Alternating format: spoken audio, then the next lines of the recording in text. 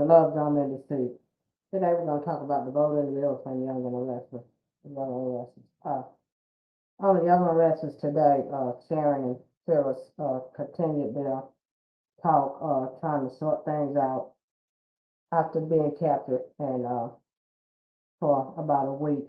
They don't know what to do because they had to end up saving each other's lives, and now they so used to being angry and mad at one another, fighting all the time and hating each other. Now there's a newfound relationship, and they both trying to sort it out and see what direction they need to go in. Are they friends, or do they need to let the anger go? Not that they forgot what each other had put each other through, but they just want to figure out how to move forward as friends and let all the crazy stuff go. And I feel like this. I feel like that's a good thing because I like their relationship as friends because I hate it when they have Phyllis acting stupid and crazy all the time. And I think she's too good of an actor to be acting like that all the time. Give her a good part. So I'm hoping that she's going to get a good storyline with Billy and working at Abbott Communications if Billy won't mess it up. So they ended up at society, so they had a couple of drinks and made a couple of toasts, and they said they were just gonna take baby steps and go from there and see where the relationship leads. So they're gonna try to put the past behind them. So, and that's a good thing. Sharon gets good parts sometimes, all the time, but I like Sharon too. So I'm just glad that they both can move on from the nonsense and stop giving them roles where they have to play crazy parts all the time. So that's good. I like that. So back at Victor's house, him and Lily is sitting there. They're talking about Aerostar the Mars. This is a band that came into play when Damien, when Nate half brother came into the picture. Come to find out, he works for this man. He owns the company that Damien owns. But come to find out, Victor told Lily she think that Aerostar the Mars is trying to somewhat. I guess he thinks that they're trying to take over their company over Winters, and he was letting Lily know, and she was asking him how did he know, and what was he getting out of by telling her this information, but he never would tell her that. He just told her they were trying to help them, and that Damien's Damien Kane knew about them 3 months prior because that Arstead the Mars man had gave him information on Winters. So he knew of them before they made contact with him. So I'm wondering if his mom was in on it too. If she knows nothing about it and he in this by himself, and what is he trying to accomplish? And did he know Nate was his brother? Maybe he didn't. I don't know. But something fishy is going on. I can't put my finger on it right now. I guess a little bit more time has to pass, and then we'll figure out what's going on with that storyline. We already know what's going on with Victor in that storyline. He wants to take over everything, try to put Billy out of business, try to take over Jack's company. He just messy. He just has to have his hand in everything. He needs to sit down and leave other people alone. Nobody's bothering him. He just likes to keep stuff going, and that's just who he is. I guess he got so much money, he don't know what to do. So, and Phyllis and not Phyllis, Billy and Sally are having a conversation about this area because Sally wants to know why this person keeps calling Billy. Billy making up some kind of excuse to tell her, just to keep from telling her the truth about what is really going on between him and that man. I think really that man is working with Billy to try to help bring Victor down.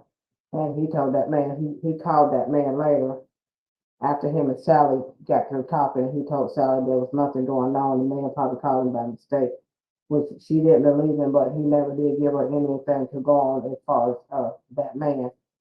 But he told her that his company was on the up and up, which it might be on the up and up, but he's still trying to do something to bring down Adam and Victor, which I hope he do, because Victor deserves whatever he gets. But later, after Sally goes to sleep, he calls this man and tells him that the launch will go on as scheduled, and I think that man is going to end up at that launch. I think Vicky's going to finally get to meet this man, and when he shows up at that launch, because I know Vicky's going to go, and he probably and Billy probably will invite him, but they invite each other and stuff like that, because they want to go up and let everybody see what they've done. So I do believe that's just my opinion. I feel like that man is going to show up at. I think he's going to show up at the place at his launch. That's what I think with Billy. So I hope so, and Phyllis get back on track so they can get in there and bring Victor down. Okay, then Lily meets Devon at Crimson Light, and she was telling him about what Victor had told her about that Aristarch demise individual, and about Damien Kane, which is Nate's half brother, that he knew about them 3 months prior to them making contact with him. And Devon said, wonder what he's up to. So he told Lily that they were on their way back from out of town where his mom wouldn't get her cancer treatment. So Nate and Damien's mom and all three of them are on their way back. So I guess tomorrow, hopefully, we'll get some answers on what is going on with Damien and Holden, that situation. So hopefully tomorrow we'll bring some good stuff. Hopefully, that's all of that right there. So that's all that I have on. That's all that I have on Young and Rescue. So we're gonna move on to the Bold and the Beautiful. And today on the Bold and the Beautiful, Brooke is talking to Ridge about getting back together. Since he got the company back and everything was working in their favor, Carla tore up the LLC papers and he gave the company back, and Brooke stayed back to stay with to talk to Ridge. She kissed him, and he know, and like Ridge said, he did.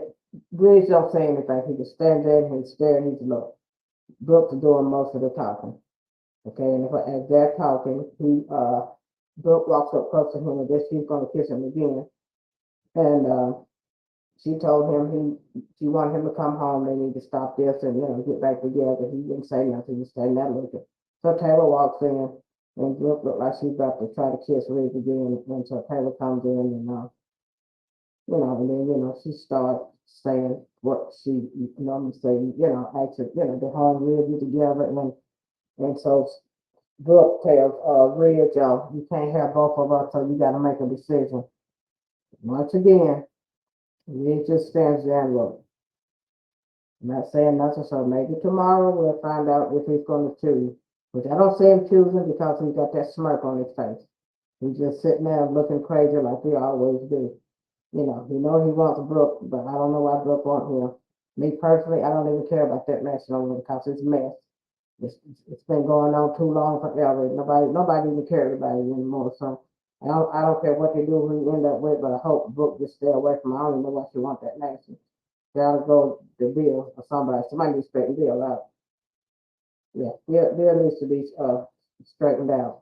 There's something seriously wrong with him lately. I don't know what it is. And so back at Hope's house, Carter and her are trying to work through their problem. Carter's trying to convince Hope to come back to him, but she's very adamant about not coming back. She said she felt betrayed.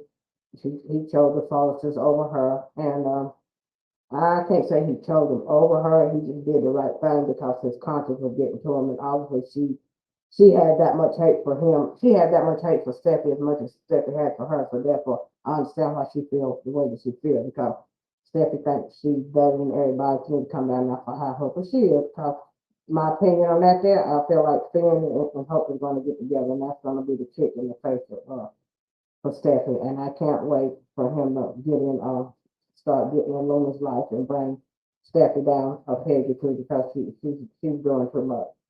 And back to Hope and Carter. She said Carter betrayed her. So she said that that puts the pretty much put the nail on the coffin, because he chose them over her. So I don't think he chose them over her. I guess she feels that he should have taken up for her, but what's the use of taking up for her? When they already made their decision, he could have argued all he wanted because they wasn't gonna change their mind. Even though, Riggs and Eric said that Hope could keep her job. But but Steffi came in because he didn't get it in writing. He should have got it in writing and did not wait. Everything would have been etched in stone. But he didn't do that. Now Brooke is ranting, not Brooke, Hope is ranting and raving. She's upset with him. She told him that it's over and he don't want it to be over. So it is what it is. I think it's over. He needs to just move on and leave her alone and let her do her because she is not trying to hear nothing that he was saying at this point. So that's pretty much what happened on the boat in the Beautiful, other than Stephanie and Daphne was talking, and Daphne told Stephanie that she didn't want her to tell Carter that she had her at a plant to get him to change his mind, but she really didn't change his mind. She played on his vulnerability, but he was already leaning that way anyway. But because he got conscious and not Brooke, Hope doesn't, he tried to tell Hope that what they were doing was wrong, but she wasn't trying to hear it. But okay, so that's what happened on the boat in the Beautiful today. So